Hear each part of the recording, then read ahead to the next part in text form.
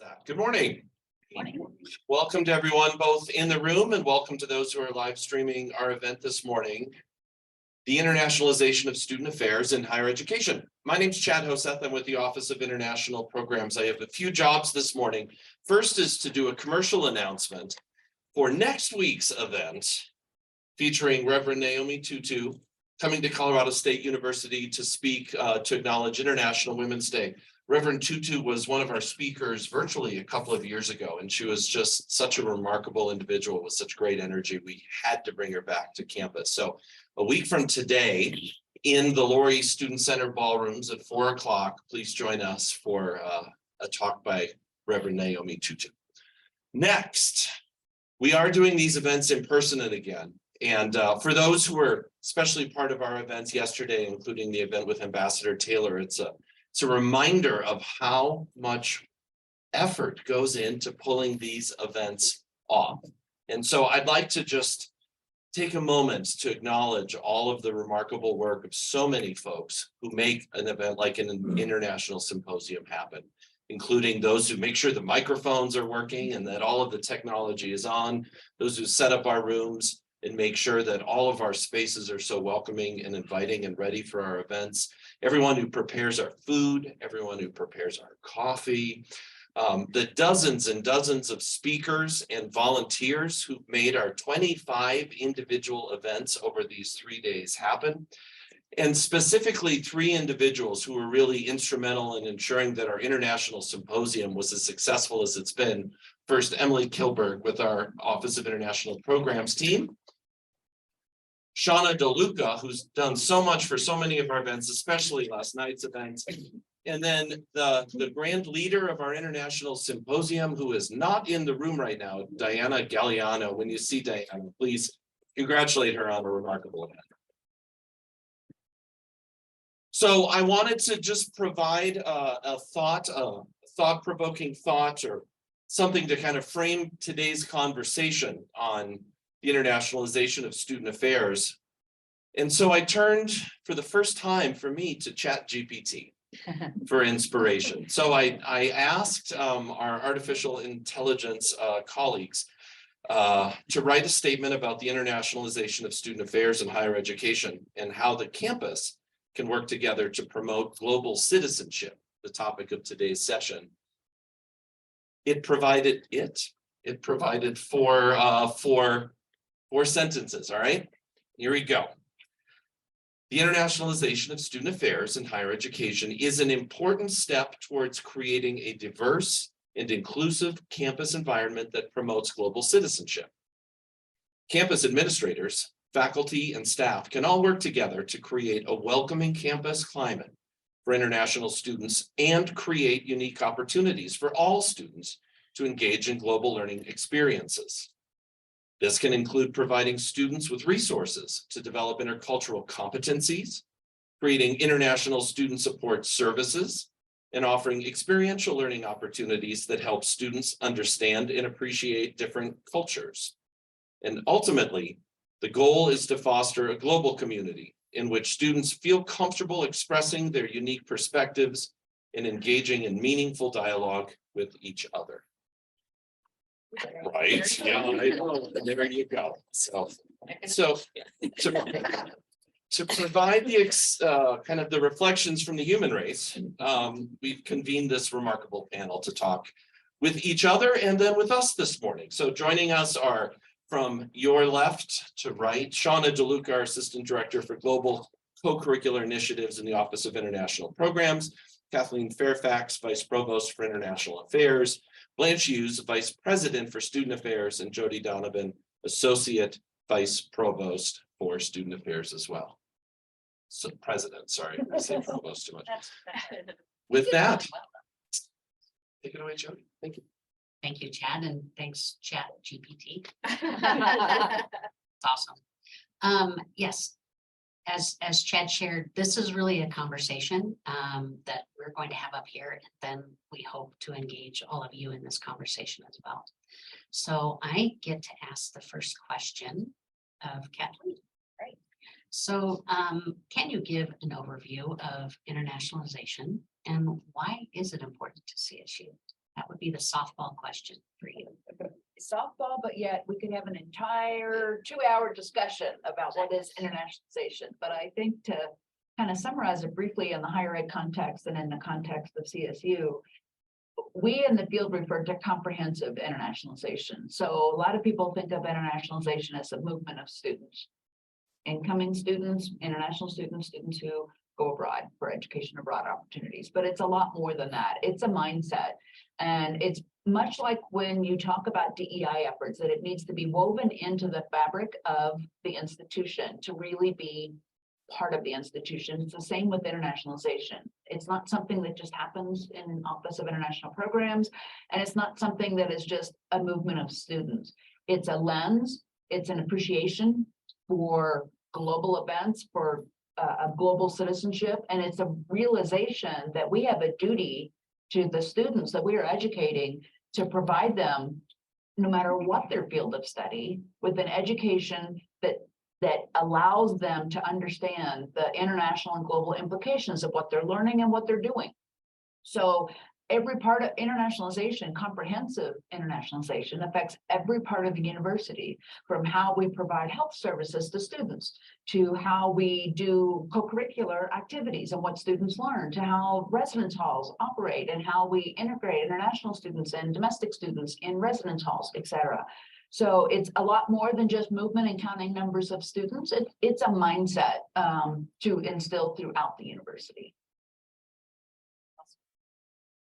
Great, thank you, Kathleen. Blanche, I would like you to carry on with Kathleen's question. So can you talk about the importance of student affairs role in on-campus internationalization in particular? Following up on what Kathleen said, it's critical. There's still our students when they come here, right? And so what does that mean? And I think, and I know at least from Colorado State and even my experience with student affairs, that often they're seen as separate, and that the international, and then you all take care of most of what the students need. And then there are things where it overlaps. So like when they're in the residence halls or when they're, our activities and things like that, but our crisis when we need to come in. But I don't think we always felt that we were primarily responsible for international students. And then if you look back the history of CSU, a lot of the international students tended to be graduate students too. We often didn't have a lot of undergraduate students.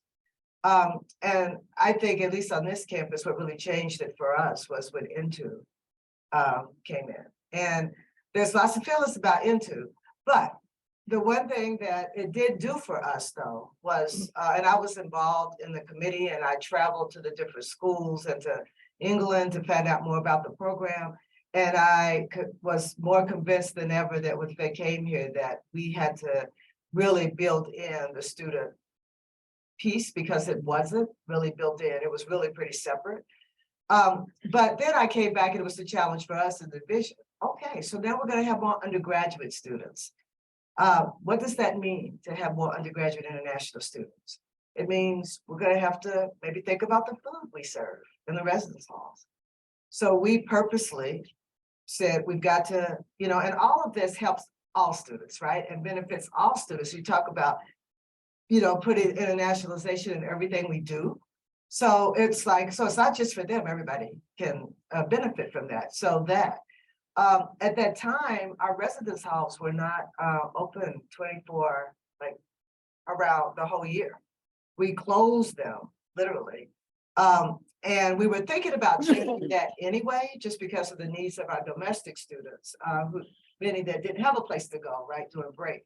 But that really said, all right, these are students, they can't go home as undergraduate students. Graduate students tended to find a way to do that, but undergrads, we couldn't. So we got to figure out how to do that. So now we have residence halls that are open year round. Campus recreation. So what kinds of activities? We did not really have table tennis. That's big. We did research. We worked with you all to say, what are the things we need to do that we're not doing now so that we can make sure the students feel comfortable? And so I think that just changed our mindset after that period of how do we work more closely together? Orientation, right? How do we include, where do we need to have separate things, but still work together? So I feel like we've come a long way in that. And I think there's still things that we continue to need to work on and work together with, but I'm excited that we are moving in that direction. I just wanted to follow up on this. Blanche and Kathleen, too, if you can weigh in, how do you see getting young student affairs professionals more invested, though, in the ownership or participation in international education? How do we provide education for them when they're coming up, mentorship? Because I think it is prevalent in the field of student affairs still that it's separate. Same with, and I could say this to Kathleen, same with international education as well. Well, I definitely think looking for ways to engage the students, you know, because many of them, maybe their experience, they didn't study abroad, or they haven't had the experience with working with international students. So depending on what kind of, you know, undergraduate institution they came from or experience, it's brand new to them. It's not probably something they even think about.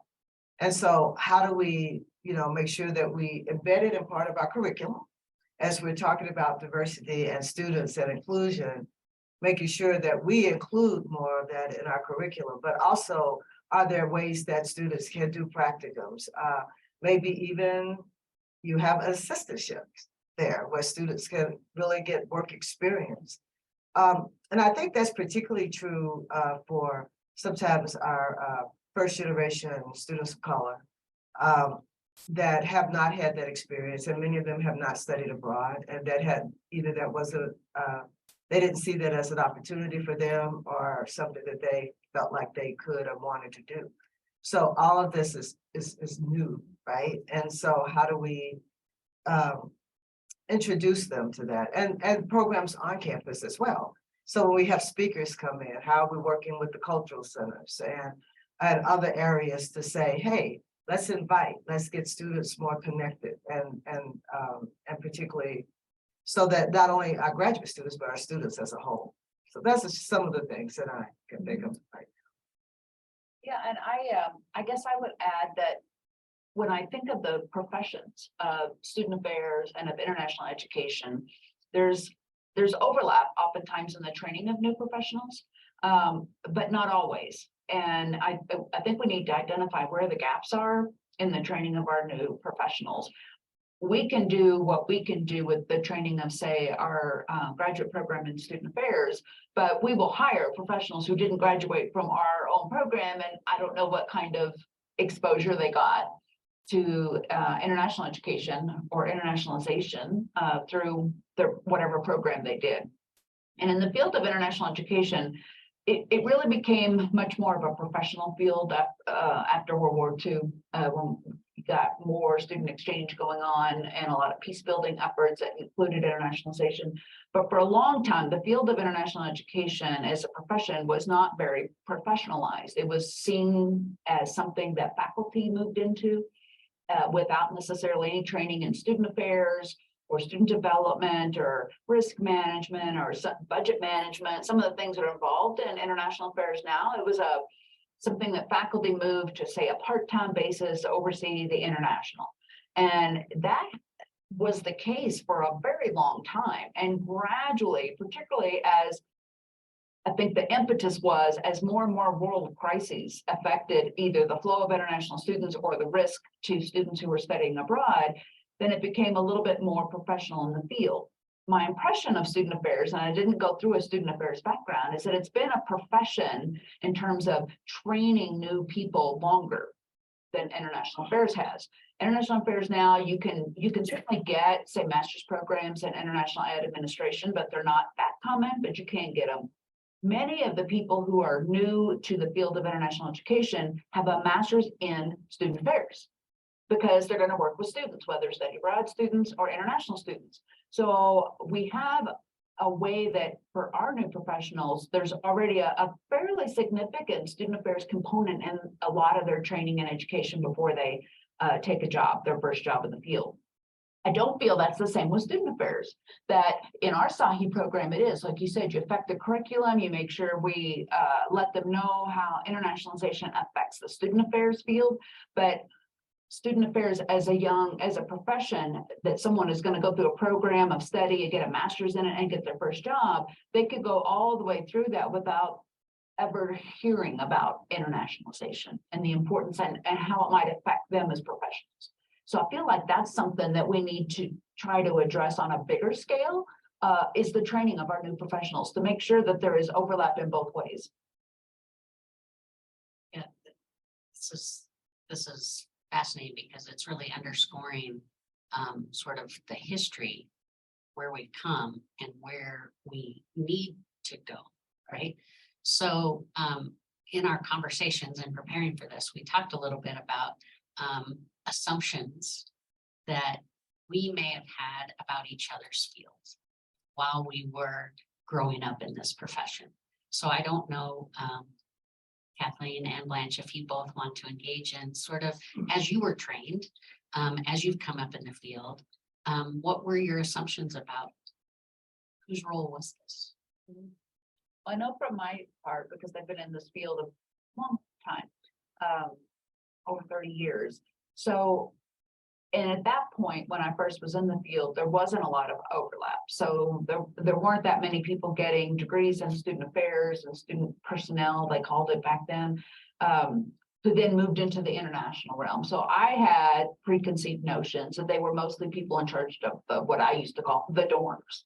It was all about living in living units and feeding people. That was my preconception from undergraduate days and what have you, and didn't really understand, or maybe we also ran the mental health center, you know, and treated you if you had a cold. But in terms of student life and student development, until I got further in the field and understood more what a student affairs professional learned in school and what they did on their job, my preconceptions were a lot more basic about what the field is.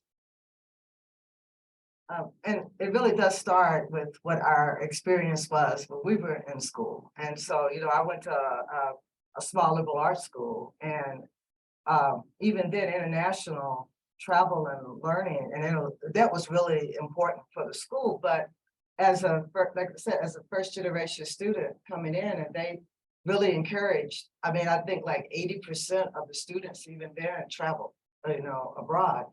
And I remember getting the presentation about it and thinking, you people lost your mind. Like, why in the world would I go to a foreign country, which is what I called it, where I don't speak the language, by myself? And at that point, it was living with a family. I don't know where they live, in Mexico or Japan. And for me, the race thing came in, and think, I got enough problems in this country. Why am I going to go to a foreign country with all of this for 4 months, where I'm not even going to be able to probably talk to my parents, because, you know, it was a phone at that time and it was expensive. Why? You know, it's like, and so when I say 70%, I think most of the students of color at the university were that other percent that didn't go. Because first of all, even if we wanted to, some of them did, their parents was like, oh, heck no, you are not going. It's hard enough that I sent you to Indiana to go to college. You are not going someplace else. So it didn't feel safe. And so that was my first impression of international travel. And so I just had no interest in it. And then all the places we were going were places where people didn't look like me either. And so kind of where that changed for me was actually coming here to graduate school and being I was in the student affairs program. That's what brought me here. And I was manager at University Village, family visit. And the majority of the residents there were international. And I was like, oh, okay. And I was not prepared for that. And so so that started it, but you're right. and being and having to be trained and really honestly getting to know the residents and hearing more about their countries and like, oh, that's really cool. And, you know, having my daughter's best friend be another little girl that was from Australia. And then started to just interact with the residents. So that started it for me, but and then because that was part of it, there was some of that even in our program at that time, but I still was not interested in going anywhere. I was just like, no, I was just too scared. And it was really talking more, learning more, encouraging. When I became director of Black African American Culture Center, really trying to get our students involved in international, because it seemed like a wonderful thing to do, and why not? What a great experience. And again, convincing them. So it's a cultural thing too, right? That the students didn't see that. They didn't see that I don't want to go to Japan. Why don't you have a program to Africa? Don't you have? And so I was able to give that feedback to you all. And now we have students going all over the world and all kinds of different programs and short-term programs too, because culturally still people are like, parents, I'm not letting my child go somewhere in another country for 4 months, particularly first generation. No, now you could go if the faculty member goes with you and I know where you're staying and, you know, but you're not gonna go live in somebody else's house. That's just the way it is, right? And, but it's changed. So I do think that we still are working with some of that too, right? And helping students who have not had that experience. And the way to do that more is making sure that they're interacting as we're getting more international students in our residence halls, in our programming, that relationship, then people, it's not like I'm going to this foreign country where I don't know anybody. I'm going this place where I have this friend that has invited me to go and come. And when you come, here's my family. And you have a place to stay and you will learn more about, then it becomes more personal. And I think that's still, we have work to do there, but it's better. Yeah, I'm thinking back to the internationalization that you talked about, the whole campus having this mindset. And you talking, Blanche, about you know, the tiptoeing of how things start. But we also know that not everyone will be able to travel. It's just a reality. So what kinds of things need to happen on this campus that involve our areas to begin with, that can shift that mindset of internationalization is woven into the fabric of what we do? And I think that from our perspective, one of the great things about Colorado State is we do have the dedicated position that Shauna has, which is about co-curricular internationalization, or what we often call internationalization at home, and particularly focused on students. So we also do work with faculty on internationalizing the research and things like that. But in talking about students, we need, and we do work together to find ways to get, you know, if we send 20% of our students abroad, that means 80% don't go. So how do those students get an international experience and that perspective, that kind of lens, that mindset of international? And they do it through the programming, in very intentional programming, either through residence halls as first year students, through co-curricular activities like having Ambassador Taylor speak last night and speaking to classes and getting that sense of what is out there, what the world is like, even if I'm not at this point able to travel to someplace else in the world, or I don't have an international roommate. So I think there are lots of ways that our areas can work together about the campus and internationalization of the campus. And it's not just activities and programs, but it's also welcomeness. So how do we instill, and it affects domestic students who are different than the majority, as well as international students. How do we instill in everybody a curiosity and appreciation of anyone who's different? Whether they're different racially, whether they're different from a different nationality, they speak a different language, they practice a different religion. How do we enable students to have those conversations in a non-threatening way so that as they graduate and get into the workplace, they can be our leaders of tomorrow who are comfortable with difference. And we need that today. And I think that's a really important area for us to work on together. No, I absolutely agree with that. And looking for those opportunities where they're already present, right? So there's ones where programs they can go to, but how are we building those conversations and things within our residence hall, into the program, into who we hire?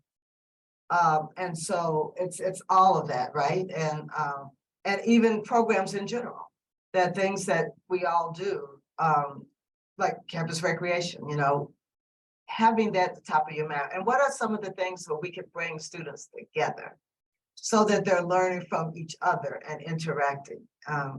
The one thing I know that I've heard the international students that I've worked with is that they really want to, they came here so that they could interact with, US students, like they want to learn more about our culture. And yes, they need that space of that time where they can be with people who are like them, because it's hard to be out there all the time, right? But they want that experience. And so how do we build that in so it's not always on them to try to go and figure out where they can go and be comfortable? Why can't we start to think about anything we do, just what you said, is comfortable for anyone who wants to come and learn? And that means we may have to think differently about how we do our programming, and how we reach out and invite people in, and not have them be spectators, but have them be participants in the things that we do. And how we train those that we entrust to help facilitate these conversations, whether it be the resident assistants or student ambassadors or what have you, how we train them to help facilitate and be comfortable with that kind of discomfort that might happen when there's people who are maybe disagreeing about a topic, who are very different from each other and trying to learn. Then oftentimes that needs to be facilitated. And we work some on how do you work with faculty and deal with difference in the classroom, but I think we really need to think about our student staff, and they're primarily student affairs staff, in terms of equipping them with the tools they need. Thanks for all of that. You both were touching on ways that we are already naturally working together, and you're hinting at we could do more. Can you dive a little bit deeper into thoughts you have about how our divisions can work together more, and maybe with and maybe also talk about some of our special populations, the in-between populations of student affairs, our third culture kids, our refugee students, our DACA students that we all both work with in our divisions, but where's the home? Who serves them? How do we serve them?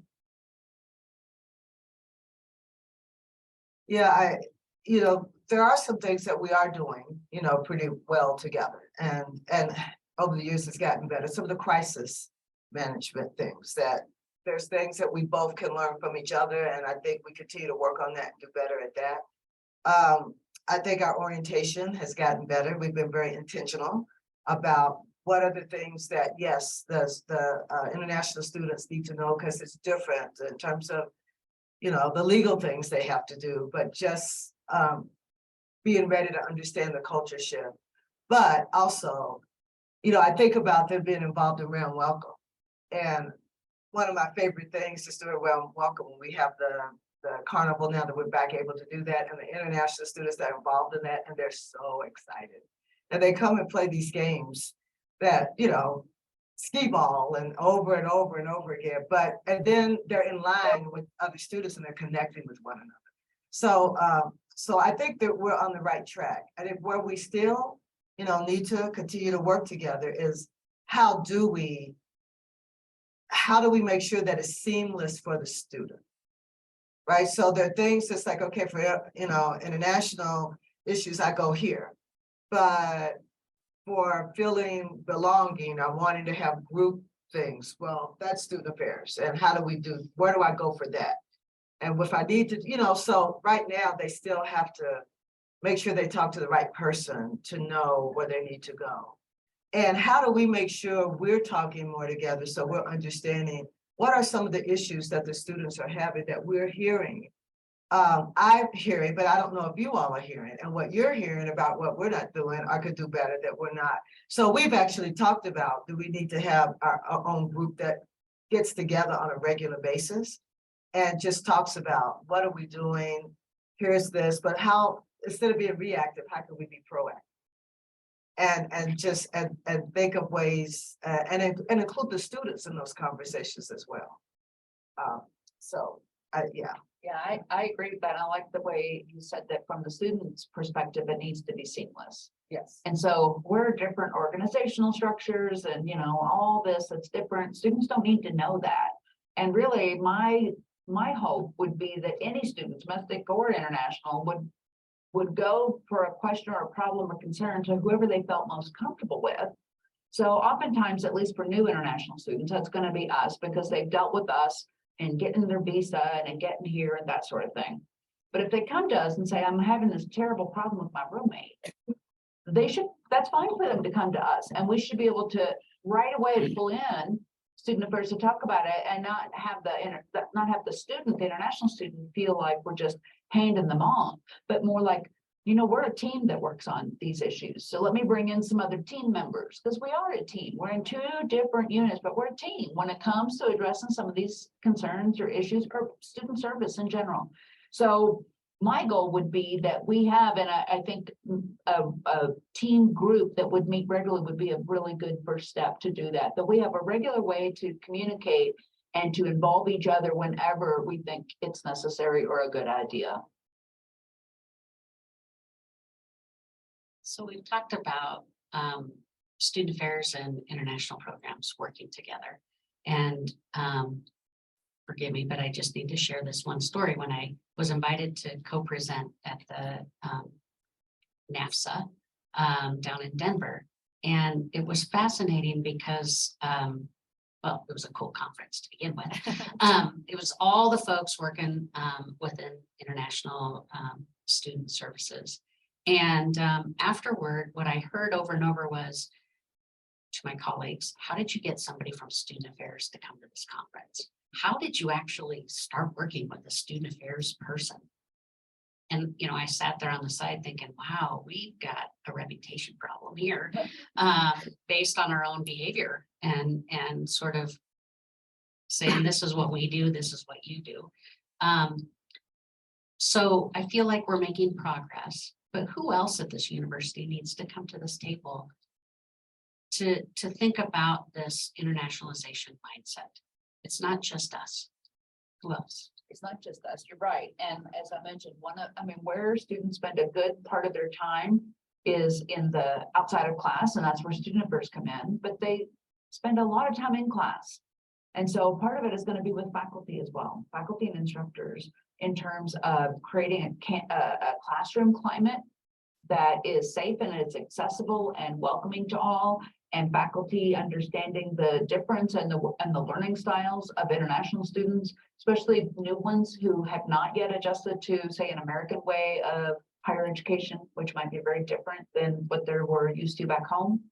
So faculty and TILT, our Institute for Learning and Teaching that helps with faculty training, that would be a partner in terms of how do we make sure that classroom is a good space for all students.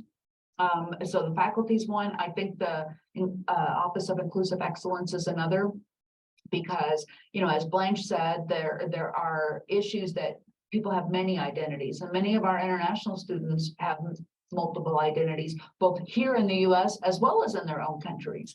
And so creating a campus climate that is welcoming for everybody, domestic diversity, international diversity, is so important, and they're going to be partners in this as well. So we have the faculty side, we have student affairs, which is a huge partner. We have inclusive excellence, which is another important partner as well, from my perspective.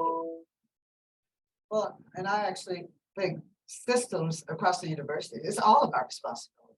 So, you know, that's always something we need to work on. Our systems are set up to fit certain types of students.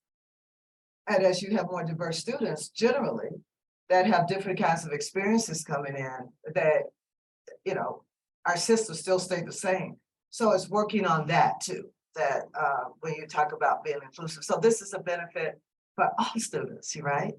But I was just sharing, I was thinking about the classroom piece, and just a quick example.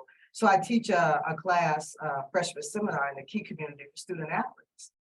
And when these are first year students, and we're having a conversation in class just about race and injustice and, some of those issues. And the students are all talking, and it's a very diverse class in terms of diverse students in the class with backgrounds. And these two international students were, I was just looking at their faces. They had no clue what we were talking about. But they were just, and I had to stop. I said, "You have no clue what we're talking about, do you?" And they were like, "Nope." Because what they learned about race and about the United States, they didn't, right? And they didn't learn any of that. They learned that the United States was this wonderful place where everything was equal and there's not poverty and there's not injustice.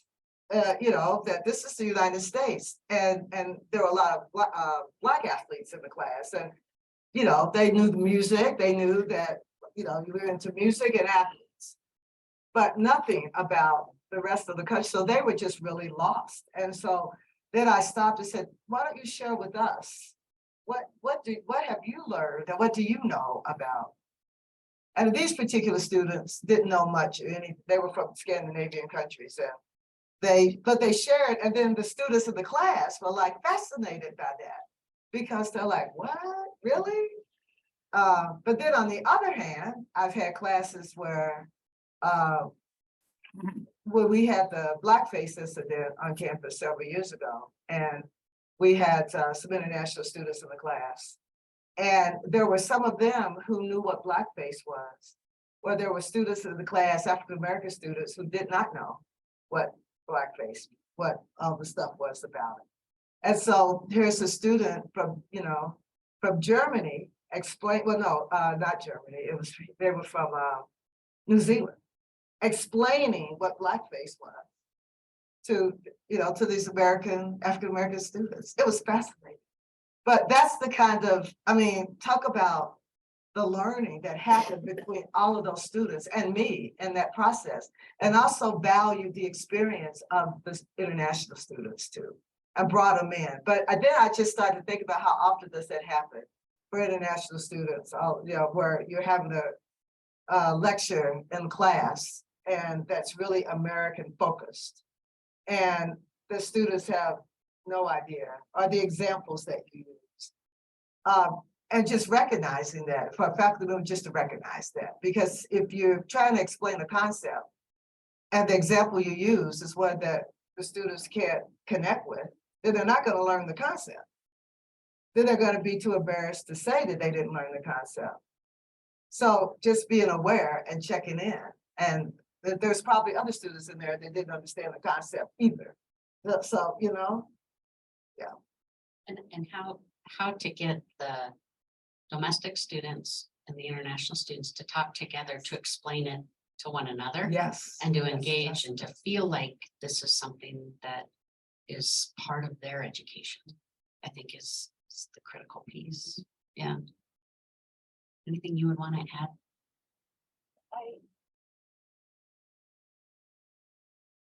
Just an aside though, Jody, when you were sharing your NAPSA story, it triggered in me. I have attended NAPSA before, and it's kind of the same. I have done their international education piece there, and I don't want to say it's not welcoming because it's student affairs, so everyone's welcome. But We hug everybody. But if you're not in student affairs, you still don't really belong. And how they discuss the field of international education is not how we discuss the field of international education. So I think for both of our conferences and fields, I think there are great opportunities for us at CSU with our SAHI program in particular, and for our divisions to kind of work together and break down some barriers and do really innovative things together. Do folks have questions, thoughts, things that we've provoked in you, statements, comments? things that you would like to ask our panel members? Kevin's. Kevin, where's?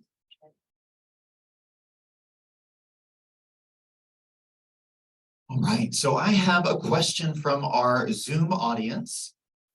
The question is, what support is there for departments or majors that do not traditionally have international students and do not know the restrictions on traditional work and authorization to work? Well, that's a great question. And we have here in the audience, Greg Weimer, who is our Director of International Students and Scholars. And one thing that the office does is work with students on all of the legalities of their status here while they were on student status, on student visa, including when they can work and how much they can work. So we have been trying to get word out to various departments on campus, and we always start with, I guess you would say, the low-hanging fruit, which would be the departments that have a lot of international students. And so most of the, say, advisors and key faculty and some of our engineering and hard sciences, which tend to attract more international students, they know this for the most part. But departments and units that don't have a lot of international students wouldn't have any way to know it. And we're happy to come and give a presentation to all of the faculty, to department heads, to your advisors. We would rather people refrain from giving actual advice to students about how much they can work and where they can work, because rules change and we don't want anyone to get in trouble. But to understand the general parameters surrounding an international student's legal status here, and where you go for more specific answers. So we'd be happy to help with that.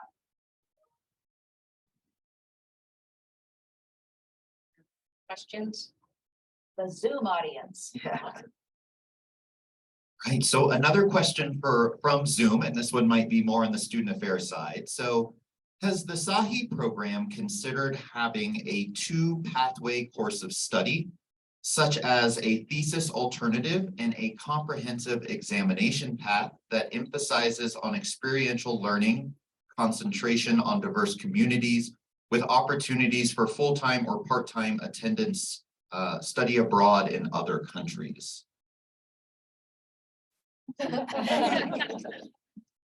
So yes. Oh,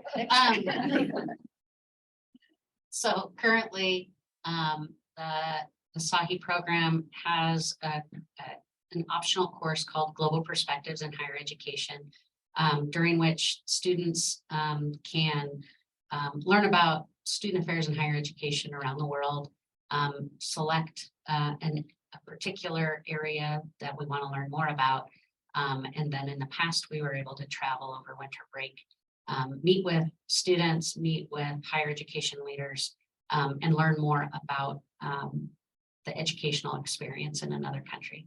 And what we found from that was a lot of the graduate students had never studied abroad. This was a short opportunity. It was a safe opportunity because there was structure wrapped around it. And it was a great experience, a great learning experience. Currently, the students are required to write, we've just moved into new curriculum starting in the fall, only 33 credits to get your master's degree. And students write a culminating paper. And so if a student wanted to write a thesis or wanted to write bits and pieces of what a thesis would be, an in-depth literature review, for example, original research, we would be happy to have the student register for an independent study for those kinds of things. And there are many faculty that love to work with students on those things. The idea of actually living abroad while doing the SAHI program, we actually have that already because we have an online component master's program. And so we have students studying from all over the world, working internationally and taking their courses online. So that's the long answer to the short answer, yes.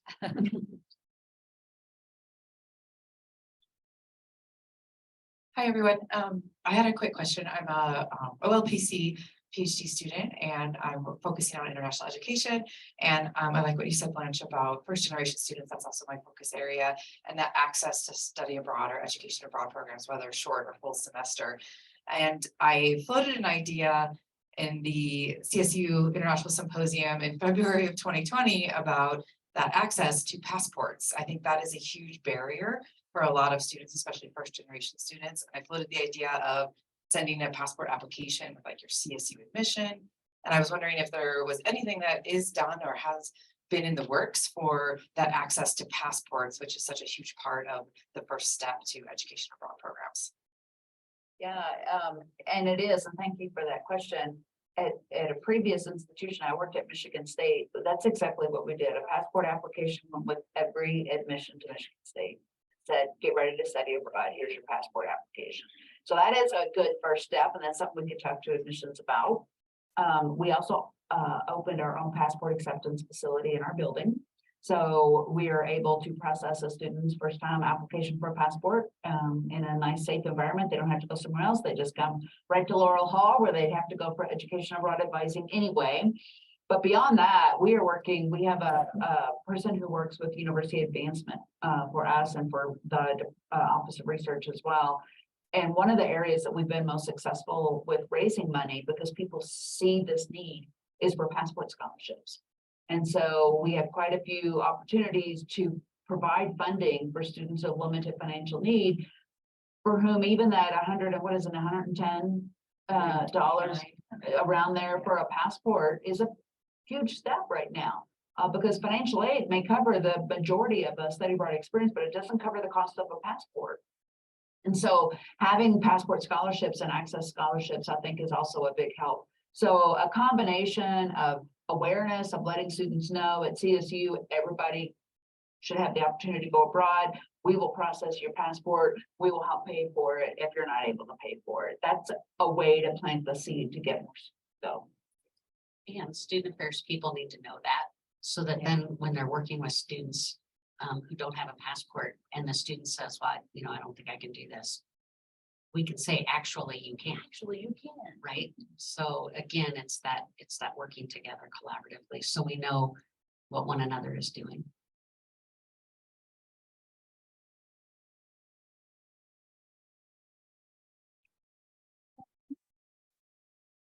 What advice would you give a young student affairs professional who's seeking to further equip themselves or develop in the international space? Self-serve question. Emily's in our program, on the SAHI program. I'd say, if you haven't had the opportunity to study abroad, to look to see if there's opportunities to do that. Even if it's a short program, and if you can't do that, look for practical opportunities, or independent studies, or just go volunteer, to get that experience. If you don't know if that's something you'd want to do, look for opportunities to engage with the students, the international students here on campus, and have conversations with them. So those are some of the things I would recommend. Yeah, and as someone on the end of hiring new professionals in the field, and when I do get student affairs professionals who are applying to, say, either be an education abroad advisor, an international student advisor, global engagement kind of coordinator, if they don't have a lot of international work experience on their resume, that's exactly what I look for. Have they volunteered as a language partner? We have opportunities for students to do that because we run an intensive language institute, and those students need to practice their English, and we need volunteer students to just sit down and have conversations with English language learners. And so for a young professional who's lacks on some of the practical experience in international, but has a student affairs educational background, I look for signs that they are in fact very interested in international, and they've done something about it, even if they haven't officially worked for pay in an international education area, but have volunteered, have worked in an international office as a student employee, even if they're at the front desk. Various ways that students can demonstrate their interest in international, even if they did not have the opportunity to study abroad themselves, or if they haven't had an international component in their education. You can still find ways to involve yourself in things international. I would also say, looking for the gaps. You know, we brought up, and we haven't really dove into this deeper, but what are we doing to serve our refugee students? What are we doing to serve our third culture kid students? What are we doing to respond to and work with our students who have studied abroad when they come back? So there's all sorts of possibilities of work that can be done, and new knowledge that can be created that I think is really, really exciting. I think this will be our last question. Okay.